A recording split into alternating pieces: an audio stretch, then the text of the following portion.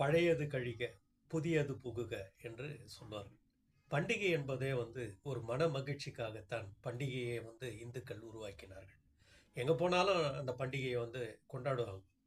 அப்படியாப்பட்ட பண்டிகை தான் போகி பண்டிகை. எப்பவுமே வாழ்க்கையில் எண்ணங்களை மாற்ற வேண்டும்.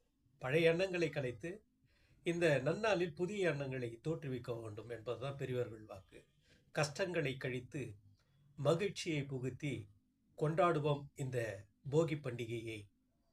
போகி பண்டிகையை கொண்டாடி பொங்கலை வரவேற்போம்.